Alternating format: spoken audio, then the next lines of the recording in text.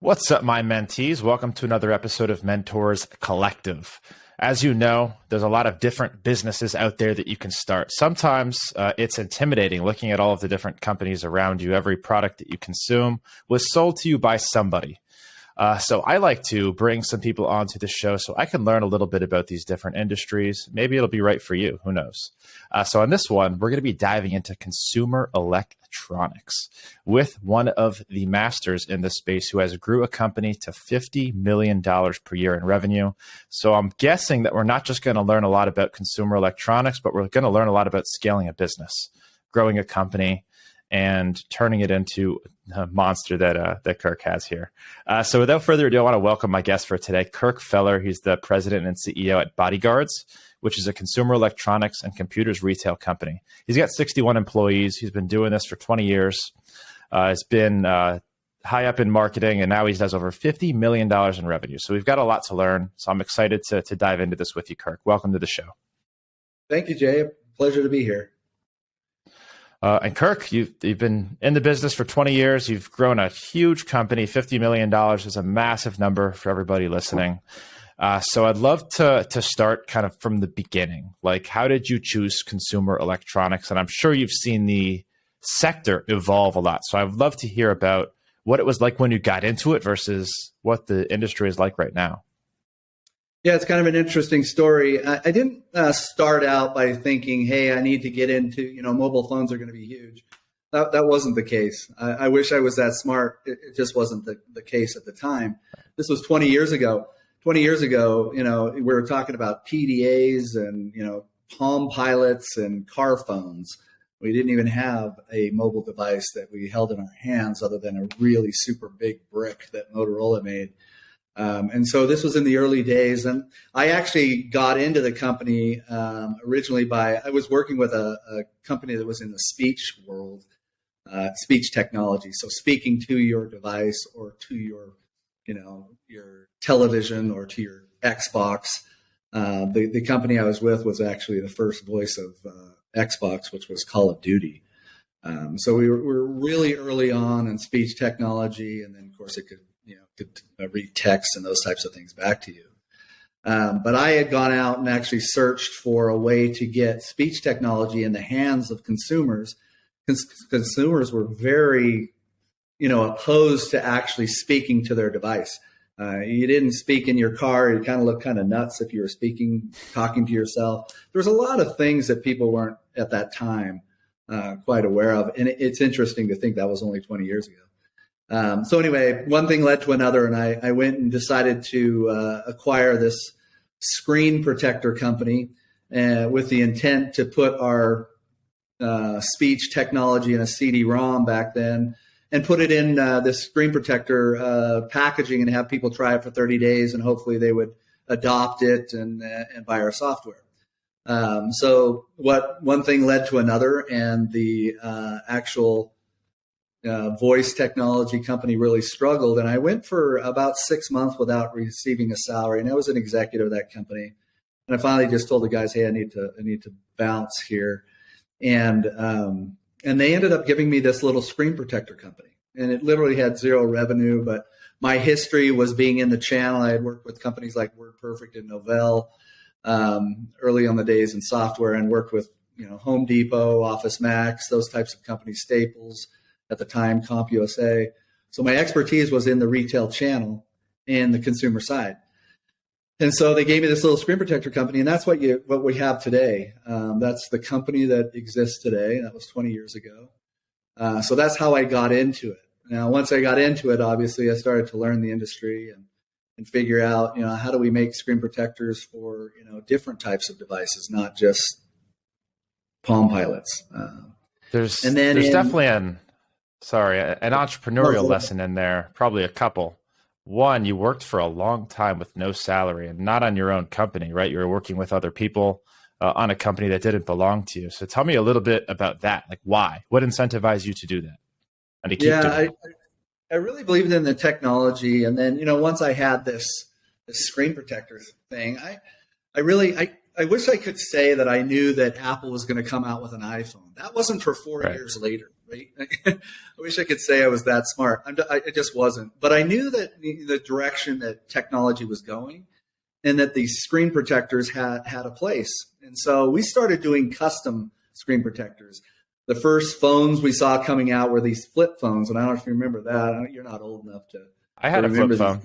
I had the Razor back in the day. So the Razor was one of our big sellers. I mean, it had a curved popular screen phone. phone. Yeah, it was one of the first phones that actually wasn't just a square, display. It actually started to curve, and we had some personality in these devices. And so we started attacking this custom cut screen protector market. And so innovation from the very beginning was very important to us. And then we started learning, okay, we could use different types of materials. Screen protectors, when we started, were only these little vinyl things. And the best thing for me to get people to understand what it is when you go get your oil change, they put up there that little vinyl thing that says your next oil change is in so many days or whatever. That's exactly the material that was being used for screen protectors at the time. And so we went out and worked with some people that were experts in these types of materials and found new materials that we could use. And eventually, in 2006, that was the big deal. That's when this little new iPhone came out. And this is the original one. That looks like an old iPhone. Yeah, it is. Yeah. This is the original iPhone right here. Wow. I mean, look at the beauty of this thing, how big it is. I mean, I am going to mark this part of the episode and use this that's crazy. For those listening, he's holding up what looks like an ancient relic. It's got one tiny little camera on the back. It's amazing how far technology has come. I'm sure you know better than anyone. Yeah, it's such a cool little thing. And I like, you should frame that. It's going to be worth a lot of money one day. So it sounds like you saw this industry and where it was going. You knew it really well. You decided to kind of go all in, come on board to the screen protector company. It ended up, because of timing, likely not doing as well as you may have anticipated. Now, I'd like to talk for a minute about this transition from you're working for free and now they're giving you this company. That's something that sounds probably foreign to me and foreign to a lot of other people. Like, what transpired in that time to cause that series of events to happen? Yeah, I was making a good salary back then, and I was an executive of this company. It was a publicly traded company, and so I had a good 401k. I had some investments, and I was in a good position. This wasn't my first company to start. I had my own company about 4 years prior to this, and so I had some experience, at least, in confidence in knowing that I think I can do this. It wasn't just like I was thrown into this and this is the only thing I had an opportunity to do. Right. So yeah, it was a really tough time. I mean, literally the first year of the company, we made like $8,000. I mean, that's how bad it was. We had a website and we started with a website and that's what we did. And the next year it was only like $40,000 or $50,000. And then finally we broke the 100,000 and ended up with like 400,000 and then went to $1 million and then 4 million and then 49 million, literally like two months later, or 2 years later. So it was kind of a hockey stick from a percentage perspective, but from an income perspective, really tough. I didn't have an income for at least the first 3 years. And luckily like I said, I had, a 401k and I had some investments and I had a home and I was able to weather that storm and get some really good people in the building that were really smart and really knew how to deal with these types of things and really help. So one of the biggest things I would advise any entrepreneur is surround yourself with great people. They're the team's what it's all about. If you think you can do it by yourself, that's going to be a pretty tough road. So that's funny. The farther along that I get, the more that I can confirm what you're saying is true. The skills related to recruiting, leadership, management become so much more important as you kind of grow as an entrepreneur. So very cool. And one of kind of the, I guess, key points that you're discussing in the growth of the company was the release of the iPhone, which was huge, I'm sure, for you guys. And you had already been doing this for several years. You had experience, you had manufacturing and supply chain all under your belt. And then boom, this need for screen protectors explodes. What was that like? Were there a lot of competitors in the market like there are today, or were you kind of uniquely positioned to just skyrocket from this? What was that like? Yeah, the two big competitors were Belkin and Fellows, and they're still around today. Those two great companies. mammoth companies. And so the nice thing about it was the internet was new. And I had previous experience during the .com boom and bust. I was an executive at a .com. And so I understood the challenges that existed with using, credit cards on the internet and, cost per click and all those models. I was part of those in the early days. And so I understood a little bit more maybe about, the transactional side of the business and as it grew, what consumers would really demand and how we could get into, different retail outlets and which ones really we should be in and was able to avoid a lot of the pitfalls. My company that I started prior to this one that I mentioned was 4 years before I got in the speech company was a rep firm, for lack of a better term. My expertise is in channel marketing, so I could get into these retailers. That's why I worked at the speech company. It was what my career was, and so I had some relationships there. And so, starting when the iPhone came out, I was literally the first person in line at our local one here to get this iPhone. The second person in line was one of my main competitors. He was with a company called Invisible Shield. They're today known as Zag, a much bigger company than we are. But we both had to acquire this thing because we literally had to make the screen protector that day and ship out orders that were online that we had because people were expecting to have their product protected. So we had some uniquely positioned abilities with respect to understanding where the consumer was and how to get to them. That has since grown dramatically, obviously. We're in a much different world 20 years later on getting mind share of the consumer. But back then, retail was really big, huge. I mean, that's where we did it. And we did a little bit of business online, but the majority of it was in retail. Cool. And I think important to note, it's not just timing with your business model and your product, but timing with your particular skill set. And not just timing, but alignment. Like you were able to get in those retail stores. You understood online.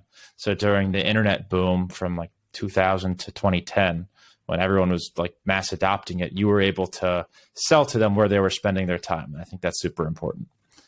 It was really cool. We had tons of little startup internet companies too, right? And us being small and establishing relationships. I mean, I can remember early days, there were mobile device specific sites, like accessories for mobile devices. And today that's Amazon, Right. Now it's all kind of consolidated. It's consolidated, but back then it was specialty and it was really cool and just for the iPhone, right? Accessories just for the iPhone. So it was a very unique kind of environment to grow up in and to try and understand and learn a lot of the pitfalls that would occur down the road. Absolutely. So let's talk about the evolution of the business. iPhones come out. I'm sure competitors spring up everywhere because need has gone way up. What do you do as an entrepreneur, as a leader, to separate yourself from the upcoming competition and continue to increase your sales channels? Like what is adopt an Amazon strategy, adopt a D2C strategy? What have you done to kind of work with the changes in the environment? Yeah, it's really been interesting to adapt to. Each year it's different, right? And so early on, the iPhone changed the entire industry, right? Prior to this, flip phones had plastic screens on them, an iPhone brought in glass for the first time. It was like, oh, this is the coolest device. It actually was a true smartphone. As you mentioned, you were using, a flip phone. That was really just to call people. And right. Occasionally send a text. The old Blackberries and how hard it was. And BlackBerry came out with a little keyboard on the screen. And Apple completely revolutionized that, obviously, with touchscreen. I mean, a touchscreen on a phone, that was never heard of, which, again, propelled this need for screen protection and interaction with the screen. Ideal timing for us and the ability to protect that and keep people, from breaking their device.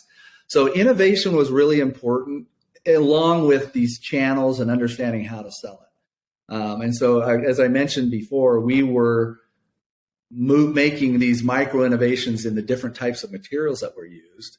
In 2006, we launched Bodyguards, which is the name of the product that we're focusing on today, the majority of it, but it was a full body wrap. It actually went around the whole body of the device.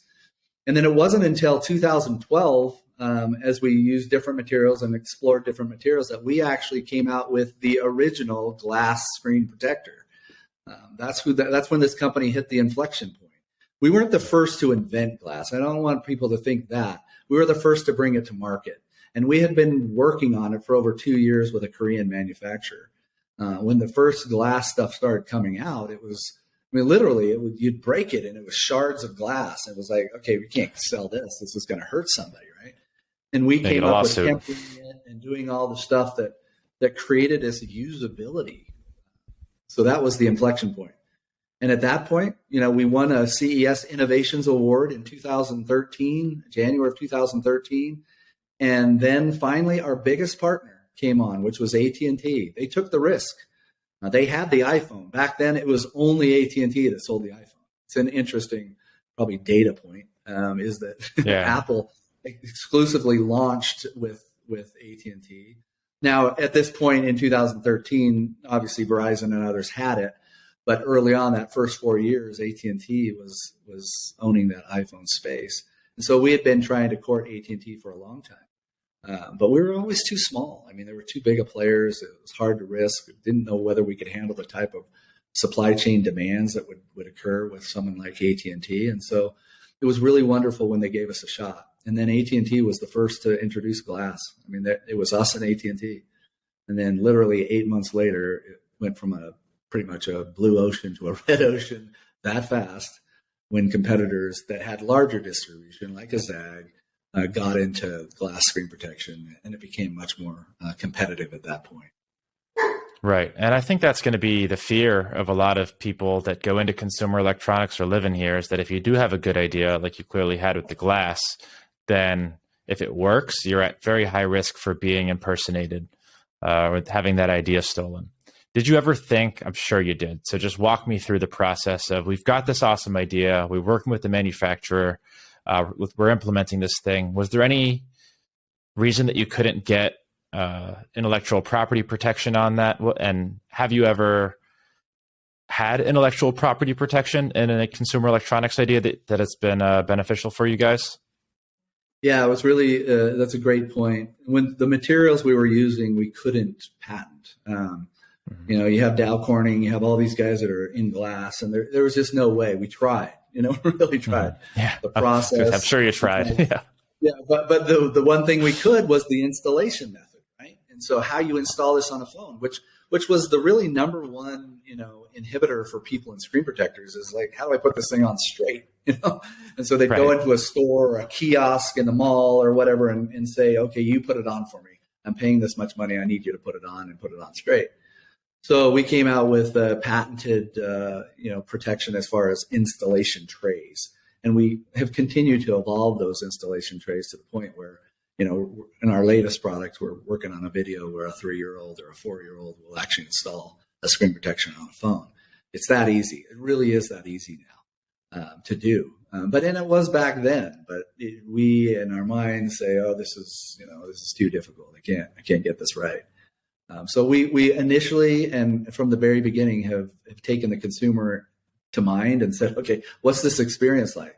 It's not just about the product. It's about the experience of the product and how I use the product. And even down to the point of, what if this thing breaks? How does a consumer deal with a screen protector breaking, which they're designed to do to take the hit so that the phone screen doesn't break, right? So we introduced an Advantage program, which was lifetime replacements, the ability to, if once you break it, send it back in and we'll send you a new one. So we had to, really be nimble and be able to understand what are the different issues that are going to occur, what does a consumer need, and how do we get to that consumer. So that's how we've kind of kept we call it micro innovation and keeping ahead.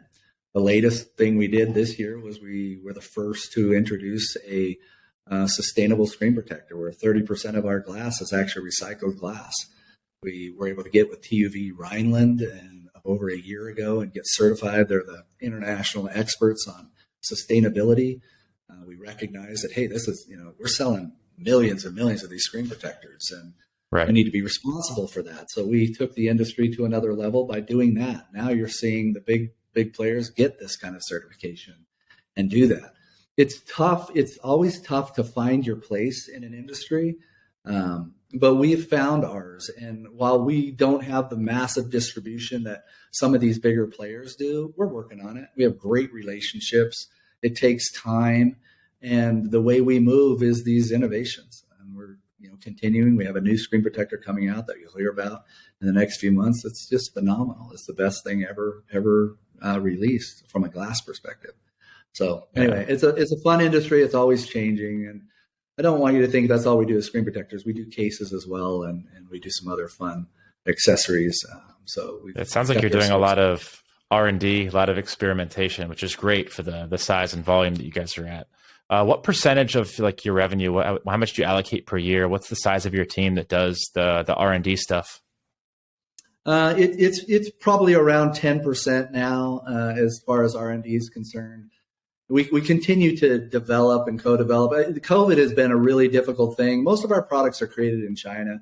We have Vietnamese manufacturing as well now because of some of the issues with tariffs. And it's a different consumer electronics is a tough space financially.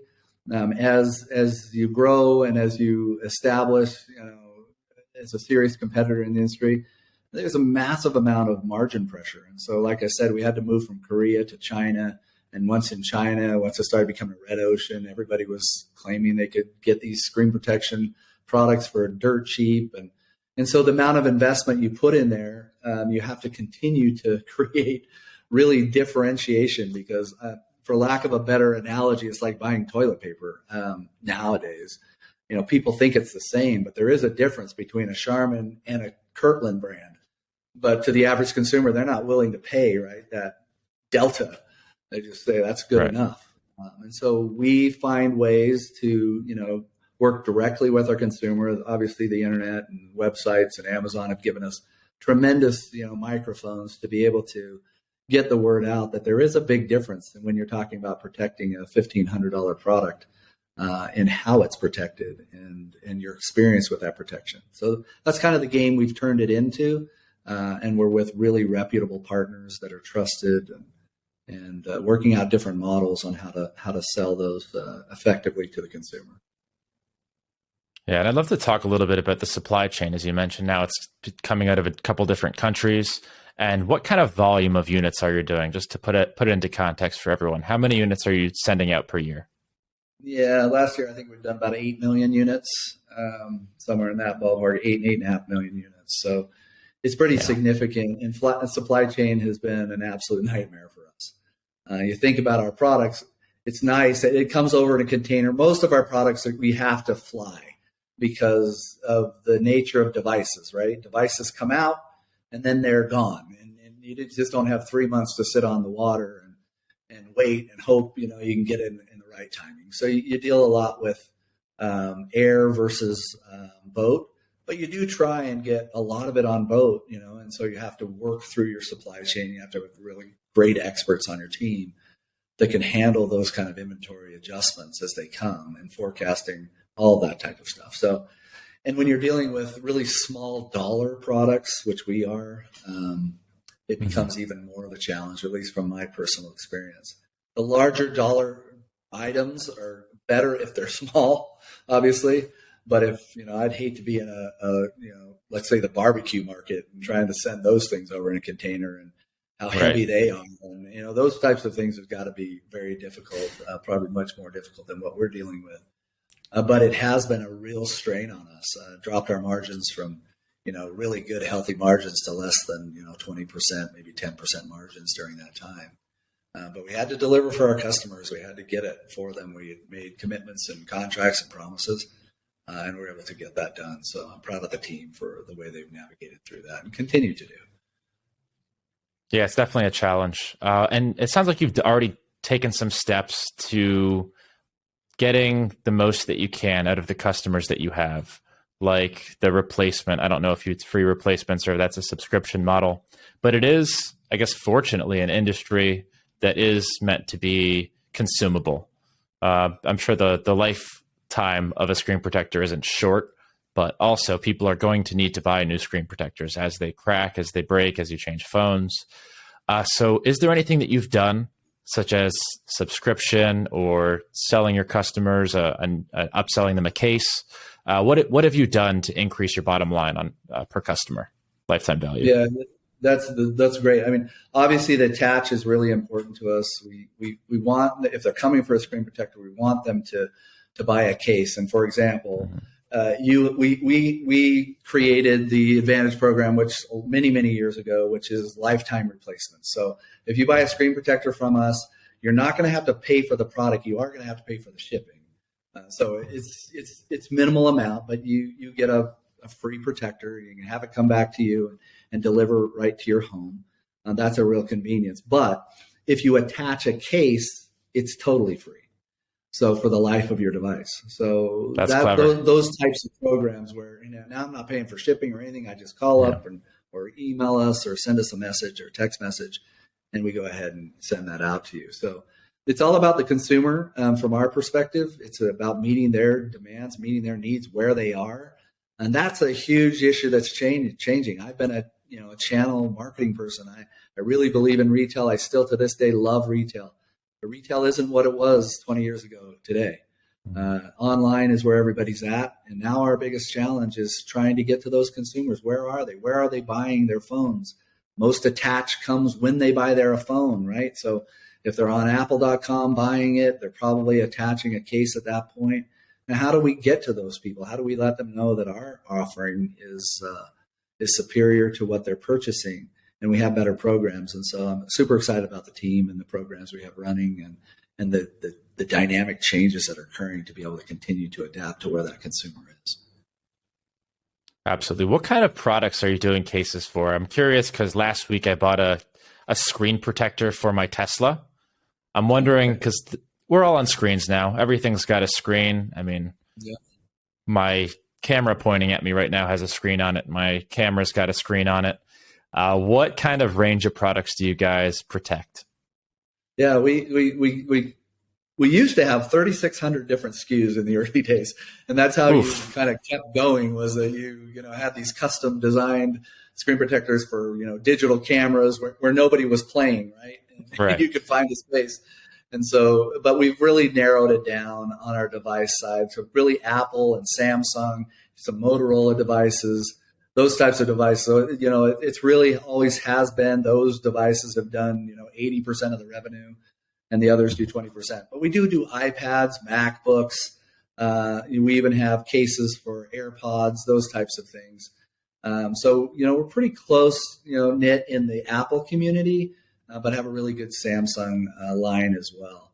And the majority of people right now are on those two different devices. That's the lion's share of it. So we've had to focus to become more efficient and cost aware on. Right. I can't imagine 2,000 different SKUs of a product with a manufacturer. And man, that's crazy. That's a nightmare. So that makes a lot of sense. Figure out where your best sellers are and become the best. Cool. Yeah, exactly. Any exciting products being released that you want to talk about or that might be interesting? As I mentioned earlier, we have all of our products are sustainable, and personally, I feel very responsible there. We need to be better as an industry. I mean, just think about, we've sold over 35 million units of our products, and I just think about the landfills and what's going on with that. So in the early days, it really wasn't that big of a deal to me. The last 5 or 6 years, it's a big deal. I want my kids and my grandkids to live in a wonderful world. And so I got to take some personal responsibility. So I'm very proud of the team, and all of our cases are sustainable cases. They're made from sustainable materials that either can be recycled or composted. Our screen protectors, like I said, 30%. This new Pure 3 that we launched this year for the new Apple devices, also available for the 13s, is phenomenal. It's responsible. It's the best screen protector we've ever done. It's 5 times stronger than any screen protector, and it has real advantages. So those are the things I'm really excited about now. And now it's hopefully the industry continues to follow. We're seeing more and more people get into the sustainable market. And I just wish the consumers could elevate as well. I recognize, you don't want to pay more for the products. I get that from a consumer perspective, but the costs are real. It is a different cost to do sustainable materials. Hopefully someday it will be equal. And I think we're seeing some of that progress. But I love companies like Apple and others that are really taking a stance and moving forward with real sustainability and in a real way, not just marketing, but in a real way. And that's what I'm probably most proud of with our company in the last few years and the strides we've made. Not an easy thing to do, especially when you're dealing with getting products out in the right timing and those types of things, but pushing those issues and making sure that your development gets it done in a proper amount of time. So super proud of that. Yeah. Me too. And I want to acknowledge you for doing that. I know it can be tough as a business owner to sacrifice some of your margins to do the right thing and use recycled materials. I will tell you that my generation and generations after me are going to appreciate it probably a lot more than you'd expect. And I can see buying behavior is shifting based on who's the responsible ones and who's not. So if you're listening to this, go buy Bodyguards because we need more people like you in consumer electronics. The waste that is produced can be astronomical. I'm sure you know much better than me how many landfills get filled every year by old electronics. Yeah, exactly. So thank you. I appreciate that. Of course. And Kirk, for those listening that wanted to learn a little bit more, buy a case, connect with you, where's the best place to do that? For this brand we've been talking about, bodyguards.com. If you want to learn more about the company, it's bgzbrands.com. We have 3 different brands. We have Bodyguards, Lander, and Moxio. But Bodyguards is our biggest brand, and it's the one that's really been carrying this company for a long time. So visit bodyguards.com with a Z. So bodyguards with a Z. Gotcha. And if you're listening or watching, you won't have to look far. It's going to be right down there in the show notes or the description. And Kirk, it was a blast chatting with you today. Thank you for doing what you're doing. Thank you for leading the pack in consumer electronics responsibility. I hope more companies follow. And like I said, if you're listening, go buy a Bodyguards. Check it out. Kirk, thank you. Thank you, Jay. Appreciate the opportunity.